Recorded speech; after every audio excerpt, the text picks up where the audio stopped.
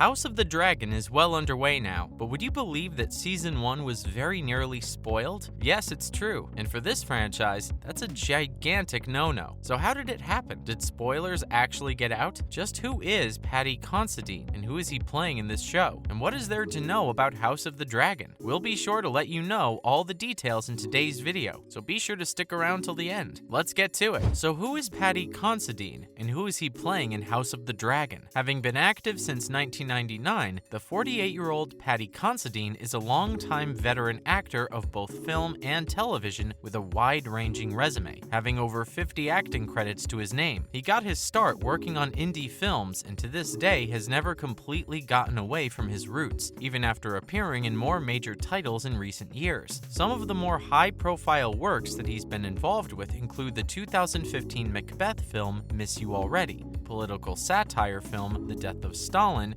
Cinderella Man, two films from Edgar Wright's Cornetto trilogy, these being Hot Fuzz and The World's End, and of course, the Bourne Ultimatum. It's a shame he wasn't quite a prominent enough name back in 2004 to make Shaun of the Dead for the three-peat, but c'est la vie. According to Paddy, when the call came along with the offer to work on House of the Dragon, he was in the middle of a job on an indie film in Ireland, getting paid nothing in his words. He was at the time in a hotel room, surrounded by walls he wasn't allowed to leave due to quarantine.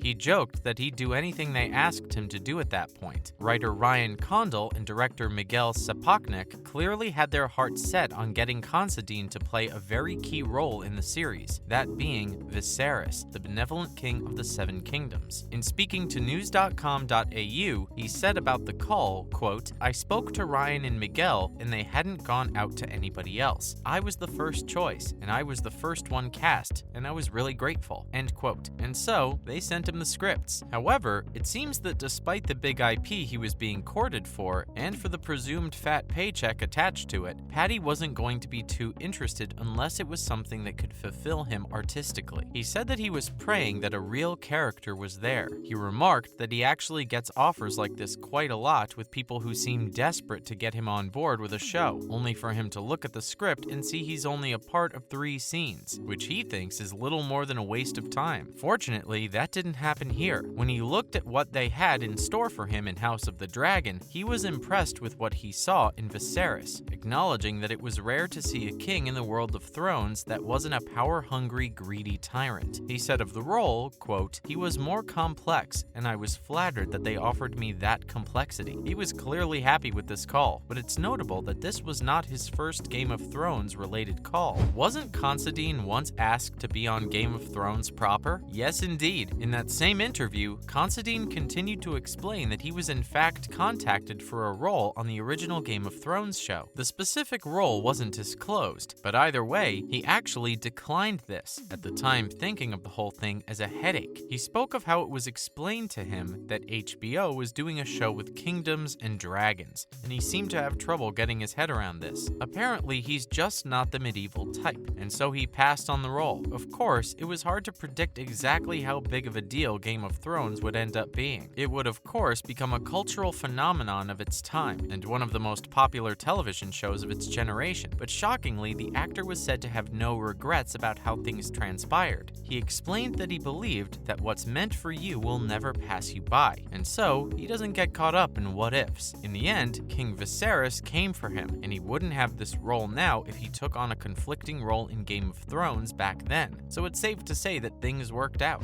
Okay, so what about this story? What about the spoiler scare? Right, yeah, that was a bit of a concern for a while there. Considine confessed himself that he nearly caused a major leak when he left some scripts in a hotel bin. According to him, nothing got out. Indeed, we'd definitely know about it by now if it had. He says he opted not to alert anybody, and everything was settled in time, as the scripts were removed from the bin before anyone could lay on the juicy spoilers that lay inside. But my oh my, what a close call this seems to have been. You may not think it's such a big deal, but this was a key thing, as it's a $300 million show we're talking about here, and the plot of it has been greatly speculated upon ever since it was first announced a year ago. In spite of this, Considine has said that he never gets questioned about the details, which to him speaks to the devotion of the fanbase. He stated, quote, "It's fascinating. People don't want to know, and I think that's really cool," end quote. unquote. While fans may be eager to speculate and theorize about the show, the truth is that the culture around the franchise is very much against outright spoiling it. Ultimately, I think we can all agree that when we learn everything for the first time the way it was intended, that being by,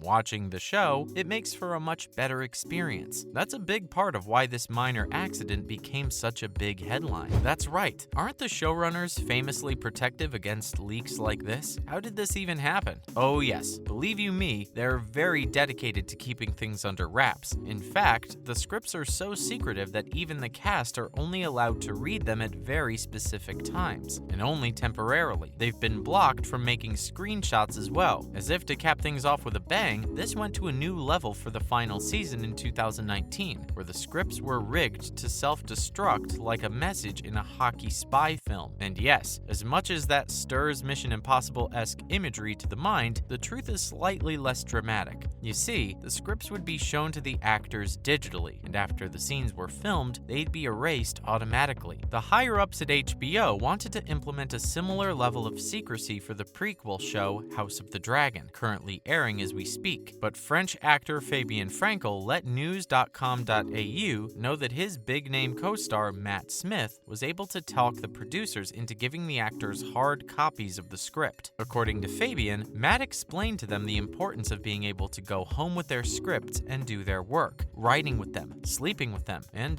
having them in the bath with them. That's what he said. I was unaware of how intimate the actor-script relationship could be. Frankel went as far to say that if Smith had not spoken up about this, it's unlikely that the House of the Dragon actors would have gotten these scripts in the first place. But with today's story, it's clear that Smith's efforts nearly backfired in a big way, just before the show's big premiere day. It does beg the question, do the producers maybe rethink things after this scare? It really only served to illustrate precisely why they didn't go with the hard copy scripts in the past. While nothing came to pass this time, it has to be a little unnerving how quickly things almost went belly up. And while it may sound like a trivial matter to some, the reality is that they take this so very seriously, it wouldn't be hard to see a producer's job being in jeopardy if they were the one responsible for making the call that led to such a thing. Only time will tell if they try and shore things up as the season progresses. Maybe this time the scripts actually will explode when the actors are finished thumbing through them. And that's all the time we have for today's video. Did your heart leap out of your chest when you thought this new show might have gotten spoiled before it even began airing? Are you relieved that everything stayed under wraps? Or is there a part of you that might have liked to know what was in those scripts? Don't be shy, you can tell us. Be sure to let us know your thoughts down in the comments below. And until next time, thanks for watching.